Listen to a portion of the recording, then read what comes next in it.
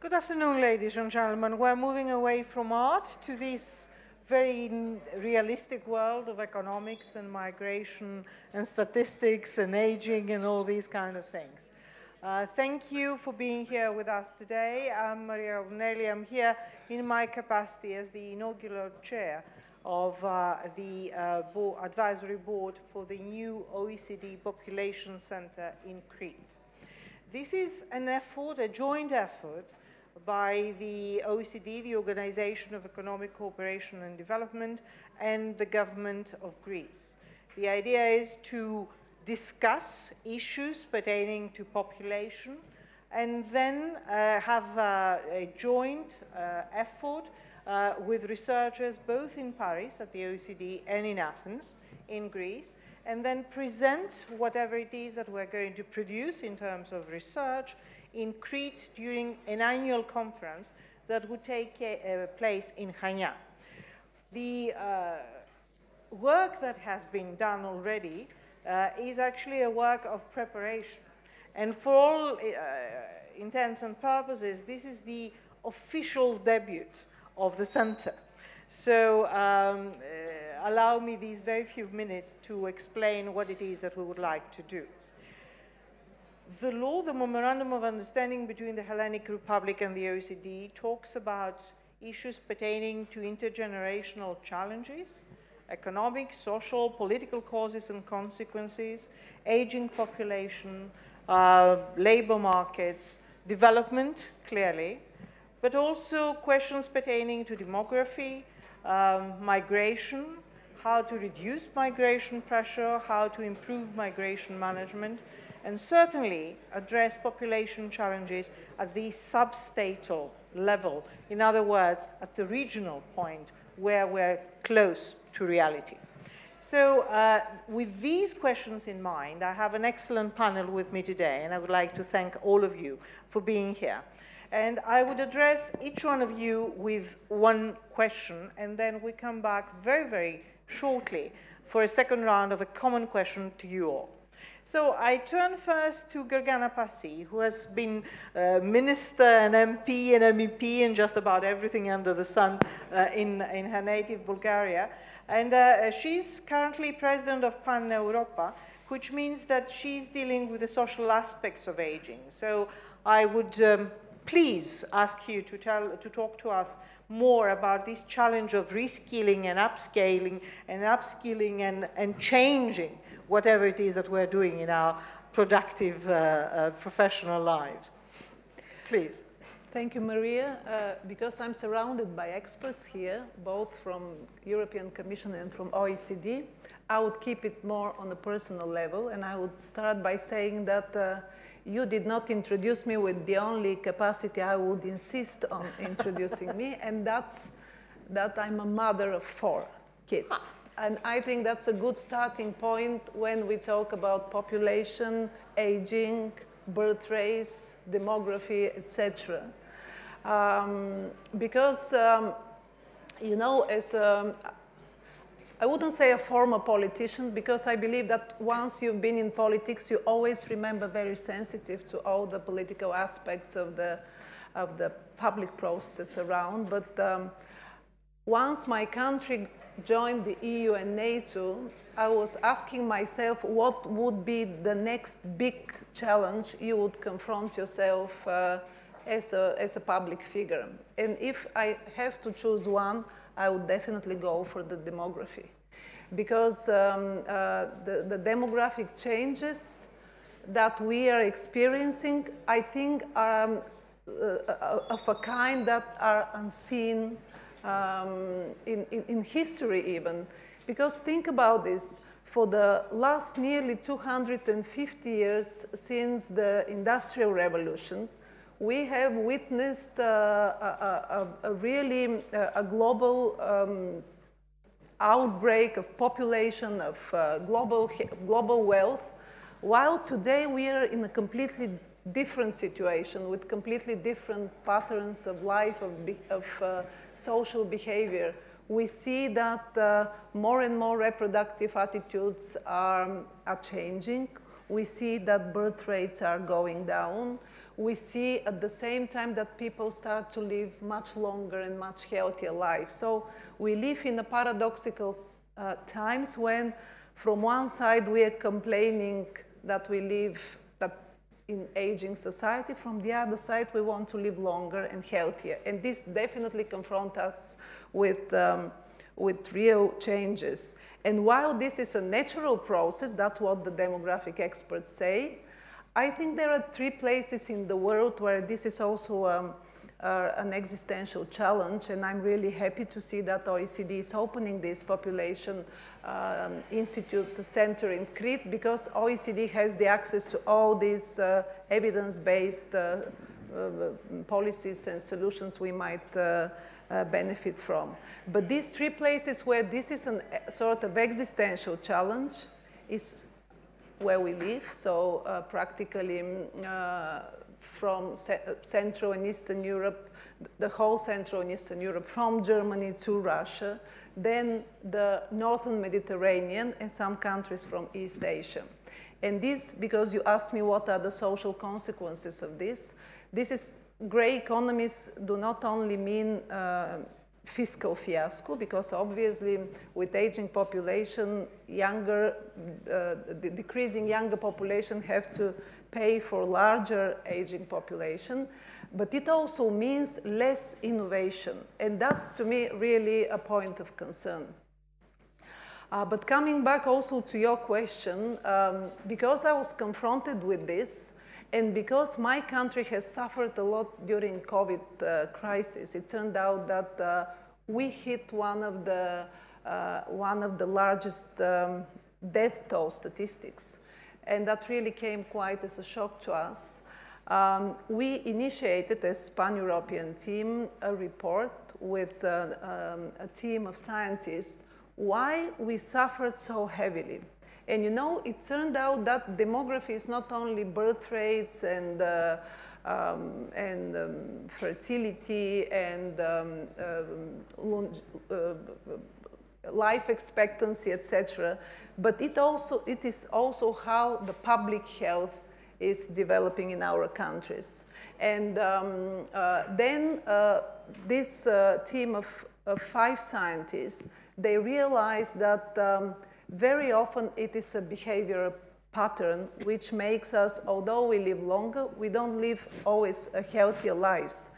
And that's why, by the way, following an example created by Greece, we established, we suggested to the policymakers a harm reduction policy, which means that we cannot be perfect, of course, but if we eat healthier food, if we hold healthier lives, like more physical activities, etc., because my country turned out to be one of the EU member states where we eat the minimum, the lowest number of fruits per person, and for example, at the same time suffer from one of the heaviest cancer-related or cardio diseases. So harm reduction policies might be a policy that is not abolishing the harmful behavioral patterns, but it's kind of rating them according to their level of harm. And we believe that can help us deal with this problem with the premature mortality that we have. So I would stop here and be ready to jump in on the next round of questions. Excellent. Well done, Mother of Four. With my one, you have certainly done more than I did. So there you are. But let's keep on that question of how we're dealing with the fact that we're actually living longer and we need to have extra care. So Nathalie Berger from DG Reform, the European Commission, demographic trends would certainly have an impact on our long-term care. How do we address that, and who pays for it? Thank you very much. Not mother of 4, but mother of twins. Ah, excellent. Well done. We're doing fine in this panel. Thank you very much. Well, thinking about our children, we are a very aging continent. And we know, or we have some projections showing that in the aging Europe, we are going to continue losing the population by 57.4 million by 2100. And we are going to see a dependency ratio increasing from 33 to 60% by 2100. This is going to raise a lot of issues, a lot of questions. So if we assume that the demographic change remains unaddressed, this will further exacerbate labor shortages. It will increase pressure on public budgets. There will be consequences, of course, on the green and digital transition, territorial disparities, and this is going to undermine the cohesion, the social cohesion. So this is really for the global picture. Now, coming to the issue of the long-term care and your initiative to establish the Center for Population Dynamics, first of all, I would like to congratulate you. We think in the Commission this is an absolutely excellent initiative to have launched this together with the OECD. And we see that the strategic objectives of your center really align very well with the goals of the Commission and our broader EU agenda for promoting economic growth, social cohesion, inclusive development, etc., etc. In the Commission, we place really a great emphasis on understanding and managing the impact of long-term demographic change. We have highlighted this from the outset as one of the highest priorities of the mandate of President von der Leyen. For the first time ever, our President has established a Vice President in charge of democracy and demography. And 6 months ago, we have adopted a communication on demography, presenting a set of policy tools available to member states for addressing the demographic changes or the demographic challenges.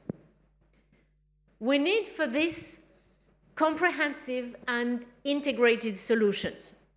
We need substantial reforms, we need strong investments, and we need to use a combination of instruments available at European and at national levels in order to maintain the competitive edge of the European economy.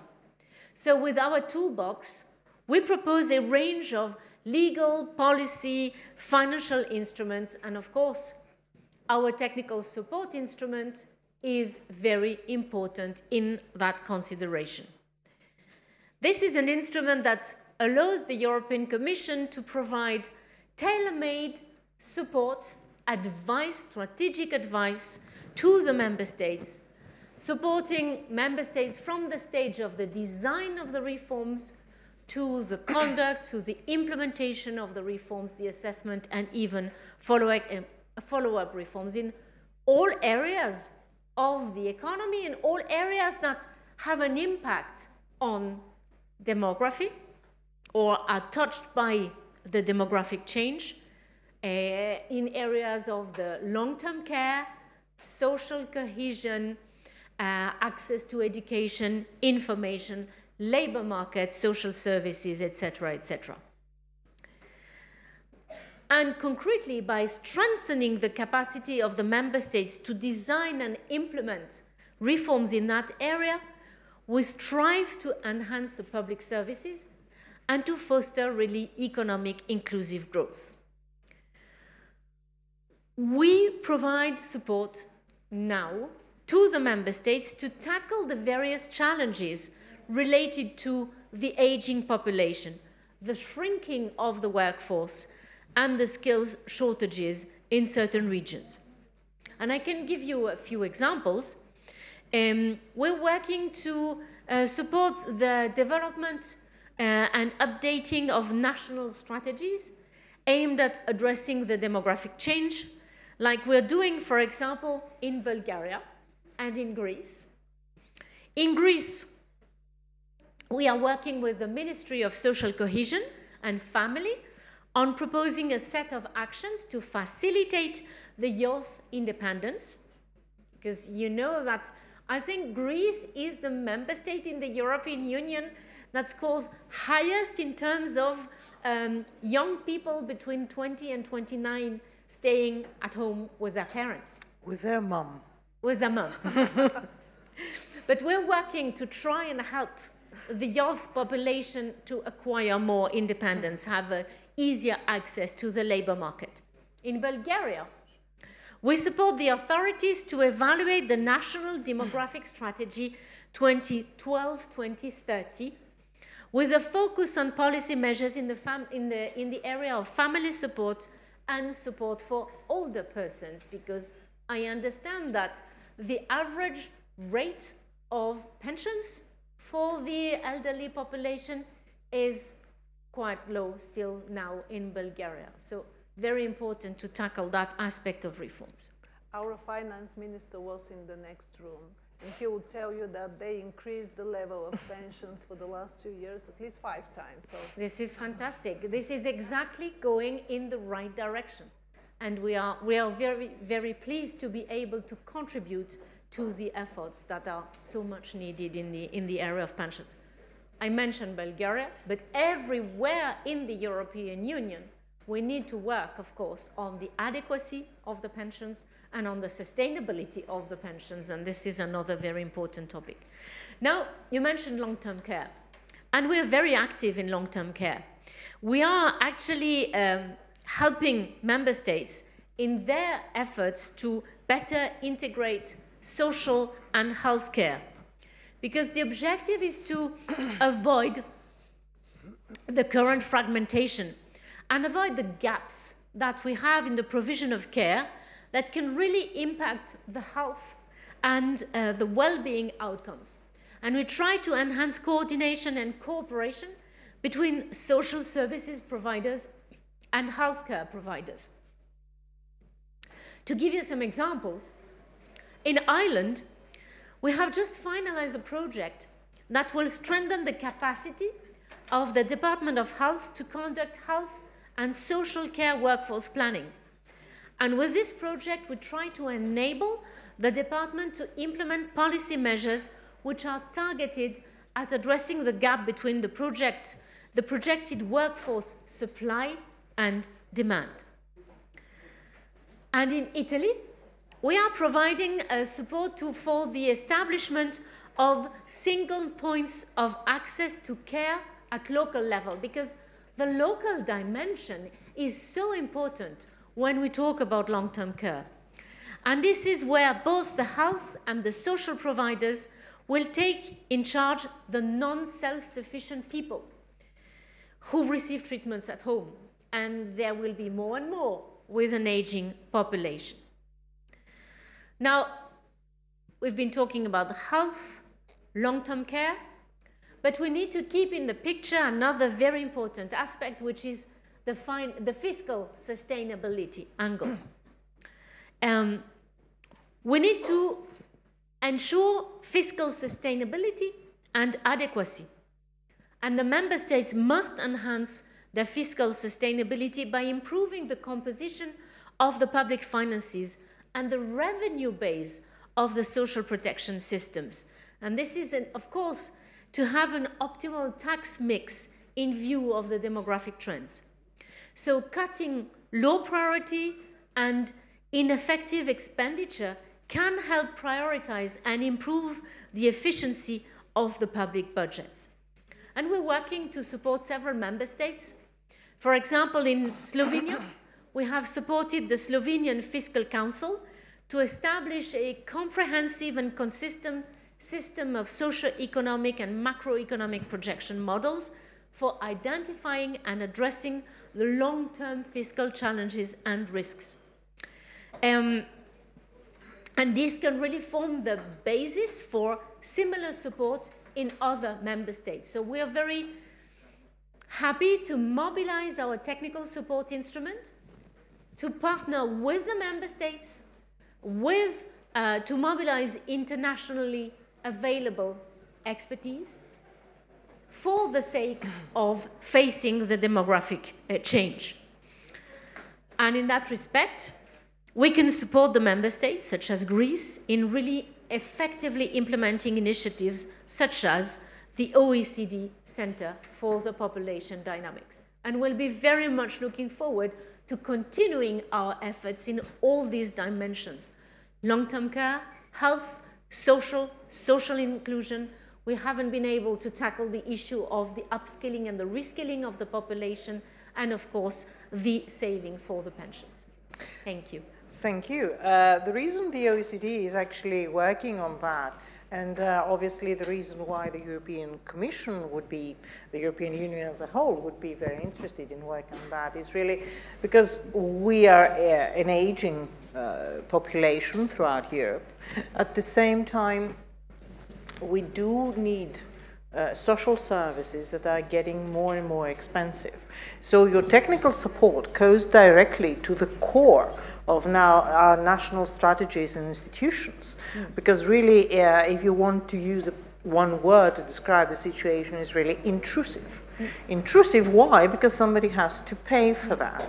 And using the example of Greece, for instance, the latest report that has come out on population projection talks about 7 million of Greeks as compared to 10 million today by 2050, which is really quite traumatic as a perspective, especially since we would need more and more care at home.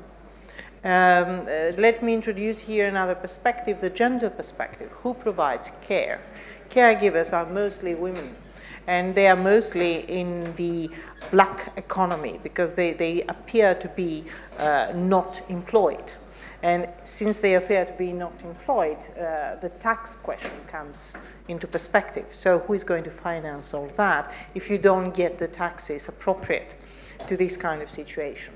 What we try to do, and I think that is perhaps an introduction to go to the next speaker, is to organize national policies that need to be implemented by the municipalities. The idea being that, of course, the municipalities are much closer to the real needs of the people, and they do know how to address a situation like that. So now, José Enrique Garcilazo from the OECD, I understand that you have been working on substatal strategies and ways to be as intrusive as possible in this kind of situation. Please enlighten us. Well, thank you very much, and I'm also father of 2 kids. I don't know if that counts more or less than twins, but also contributing to mitigating the problem. No, I'm very glad to be in this panel today representing the OECD and also have the European Commission, because we work very close with the European Commission on a wide number of projects. From the OECD, I come from CFE. It's the Center for Entrepreneurship, Cities and Regions. So we deal with the subnational dimension at regional level, at local level. We also work with SMEs. So it's a rich place, and we've been working on this topic for quite a number of years. So I would like to give to you a sense of how it has been changing, and the narrative has been shifting towards important changes. Of course, on our side, where people live and work is at the center of what we do, with cities, with rural. We have a regional development policy committee with working parties on urban, on rural, and on the indicators. And I would say some years ago, we did a review in Japan, 2016, and that was very eye-opening, because what we saw with Japan was that they were trying to address this problem of demographic change in a more strategic and long-term view. And up until then, I would say that many places that you would go, especially on my side working on rural development, the narrative is that we need to repopulate, we need to bring people back into our localities. So in the sense, it was a kind of a denial of the problem. And I think that the Japan review gave us an indication of how a national government faces it from a very core and strategic level at the Ministry of Land, Infrastructure and Planning, and develop sort of a holistic approach. So they develop a vision towards, it's called a long-term vision, the Grand Plan Design to 2060, and then they decided to see what sort of demographic projections they would have in 50 to 60 years and what they needed to do to face these projections. And just to give you some insights, these projections, they projected that only about 2.5% of the area in Japan would experience population increase. So you're facing with a situation of very imbalances across the space. After that, we did a number of projects with Korea. And then with the support of the TSI DG reform, we did in Spain, in Resoe. We did a report in Estonia, one in Alentejo. And then we did 2 thematic case studies looking at how much it costs to deliver services, in specific health and education. We did them in cooperation with the Education Directorate in the OECD and Health. And this is very, very important because there's a cost issue. Now, it was mentioned before who's going to pay for these services. And the reality is that if you lose population at the marginal level, it costs more to deliver the services. But at the same time, in many constitutions, you have this provision of equal services, no matter where you live in a territory. So the government has to provide by law, by constitution, I think it's about 8 OECD countries, equal services, but then it faces this cost asymmetry. And this project led to our current project that is also supported by DG Regio, and it's called Shrinking Smartly and Sustainably. And we heard it with this term shrinking before. And it's very interesting because many people think that because you are losing population, you're doomed for failure or for terminal death. And it need not to be the case. So we're trying to develop this project to think about what approaches you can do to do it in a way that you can be sustainable, that can also raise living standards in places that are shrinking. And just to give you some figures, the first thing that we need to realize is that shrinking is a phenomenon. It's something that is happening across the OECD. Just to give you some numbers, about 8 of 38 countries are already shrinking, with some countries like Estonia and Latvia with about 20% over the last 20 years. This share is going to go up by 14 in 2040. And right now, if we think about replacement ratios, the fertility rate on average in the OECD is about 1.59. About a fourth of countries have fertility ratios below the replacement rate. The lowest country is Korea with 0.78. That means that Korea, in the year 2100, is going to lose 80% of its population. 80%, if you do the math.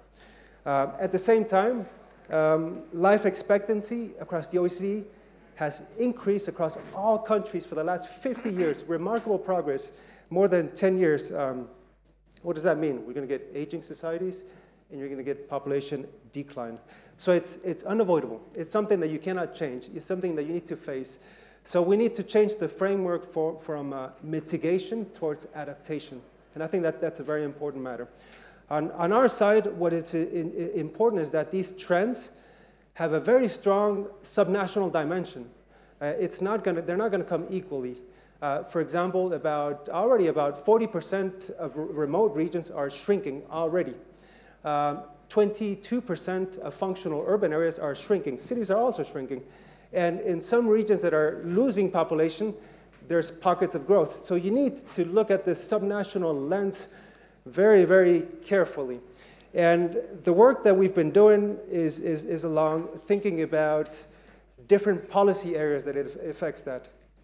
You're going to have to deliver services. I talked about education, skills, infrastructure, housing, spatial planning. These are all very core areas. So you need to think about how these big sectorial policies need to be adapted to the different territories, taking into account what the current and future population settlements are. And that's not easy to do. It's something that's not easy to do because structural reforms in education, they take 30 to 40 years to see the results. So it's something that we've been working on. So the first thing is aligning the mismatches. So there's places that are going to have less people. You need to adapt that. You need to think about ways how to do that. Financing, we talked about that before. And then changing the mindset is very important. How to think about delivering high levels of well-being despite a situation of declining population. So our first recommendation is taking a long-term view. So we need to develop policies that go beyond the 5-year cycles. And this is what Japan has done. They developed this long-term vision, and it's very difficult to implement it with changing governments. But I think the same needs to be done to address demographic change when you talk about infrastructure investments, delivering schools, taking a long-term view and having sort of like an idea of how your territory is going to be looking at when it comes to settlement patterns. That's the first thing. The second is they need to talk to each other. This policy needs to be holistic. They cannot be isolated where one ministry does one thing and the other one does not. So it's very important to come up with this horizontal coordination at the national, but also vertically, because when the policies come down, they have different priorities.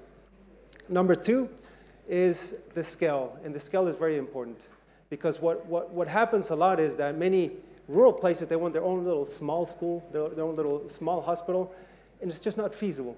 You need to work with building scale at the local level.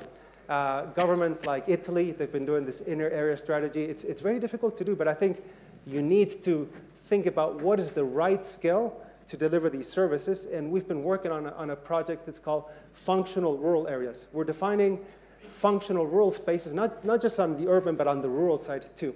And this project, again, is supported by the European Commission, so I need to acknowledge that.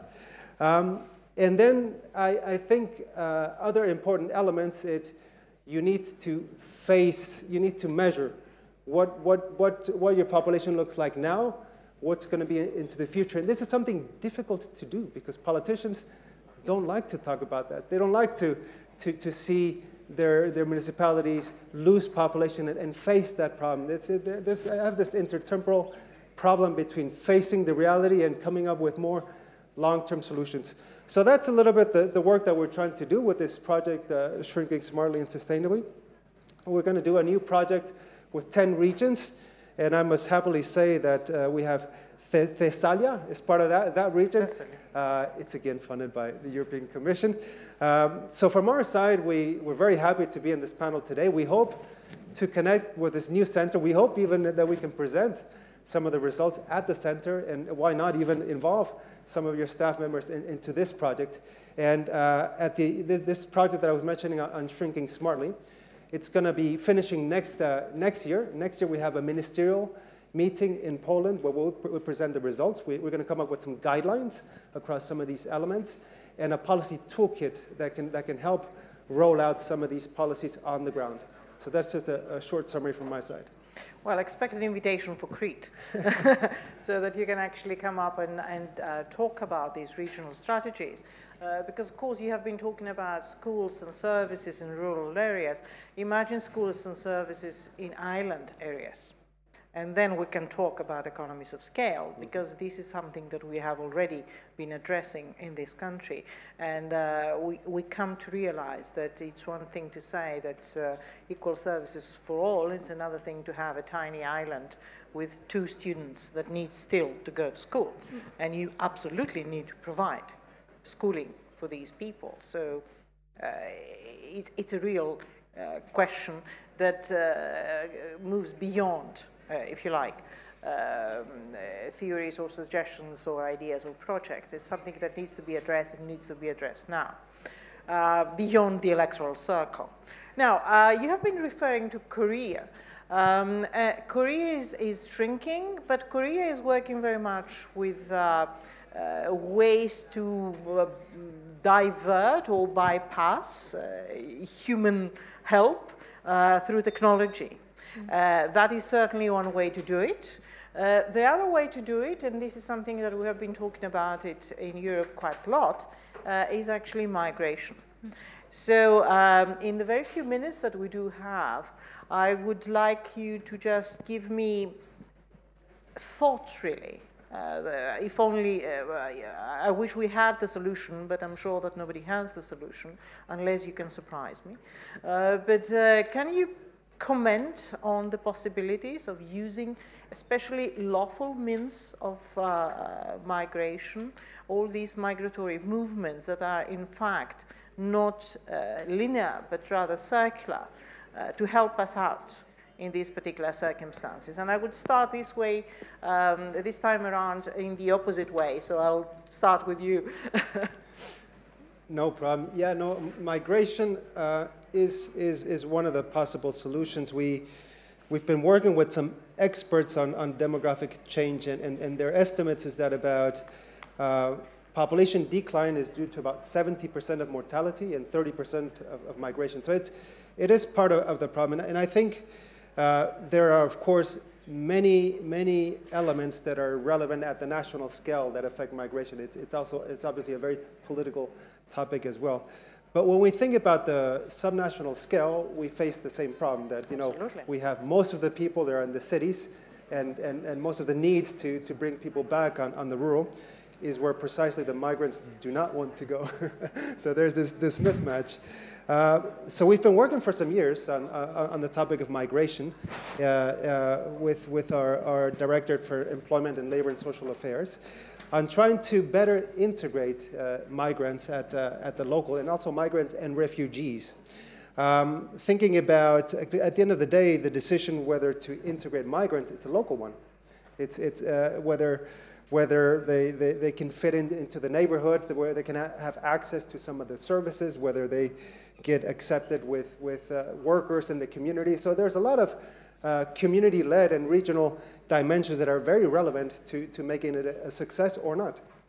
And this project, we created a checklist for public action on migrant integration that has a number of elements that can help with migrant integration. So just, since I know we're running short on time without trying to be too long, just to summarize a bit my thoughts, I do think that it's part of the solution, but I think that the local and regional scale can have a lot to say on how successful this topic really is or not. So there's many actions that can be rolled out at the local and regional level that we can share with you some of these more concretely. And Greek municipalities have lessons learned to share with just about everyone. Nathalie, Berger, there's discussion and voting as we speak in Parliament, in the European Parliament. Do we have a pact? Would it make any difference if we have a pact? Thank you. Indeed, the vote in the Parliament is going to start in an hour and a half. So on the European Pact on Migration and Asylum, as much as I agree with you that it's important to act at local and municipal level, I think that in the European Union, if we work together, we're going to go further. And we are going to get through a more efficient management of migration through, through unified action. And I mean, to ask, I don't want to think about the option for the pact not being voted. So the pact, let's assume, is going to be voted, even if there are lots of discussions for reasons which don't have much to do with actually the fact of managing immigration more efficiently. But already in the context of our demography toolbox, we have been referring to migration as one of the ways to overcome some of the demographic challenges.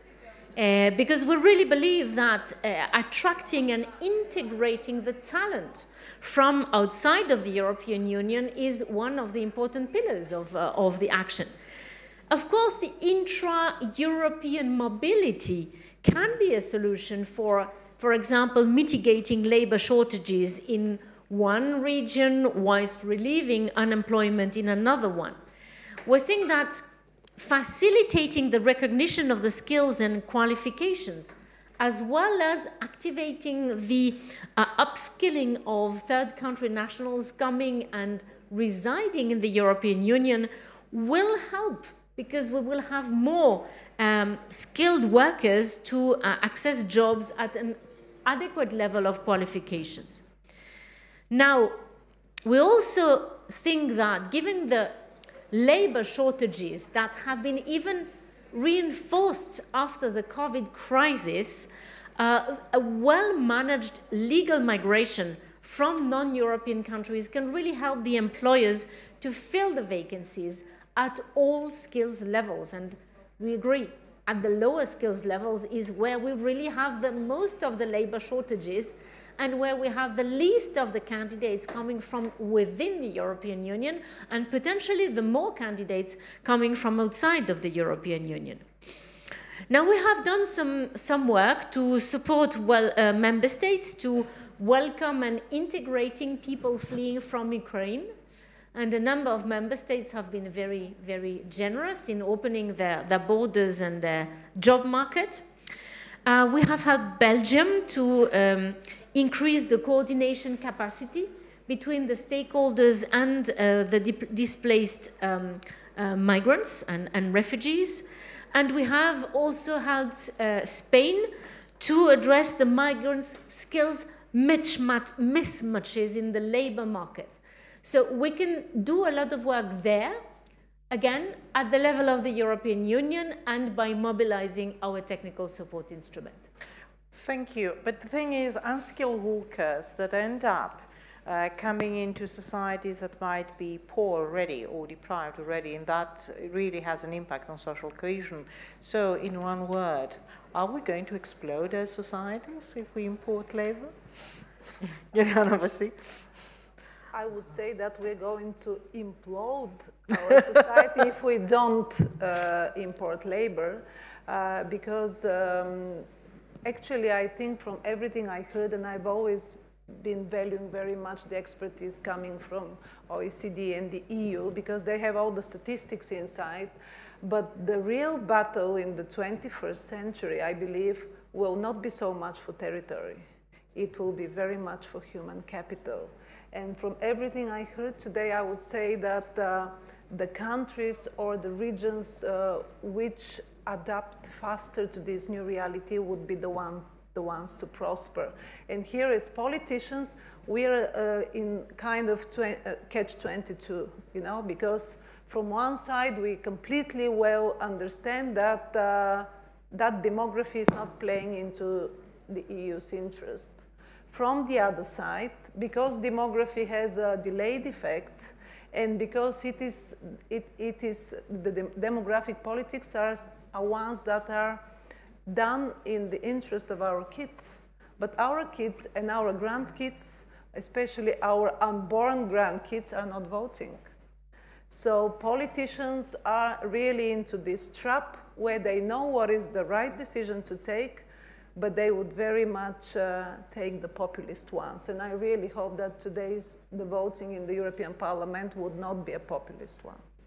Hopefully so, because after all, migrants at the first stages do not vote either. And therefore, there is a question there. Well, ladies and gentlemen, as you have seen, the subject matter for the new center is really already full. And we do have several cutting-edge issues that we need to work on. Hopefully, we're going to present some of those in Crete in October. And this time next year, we'll come over and let you know what we have come out of that. Thank you so very much, all of you, for being here. And we're exactly on time.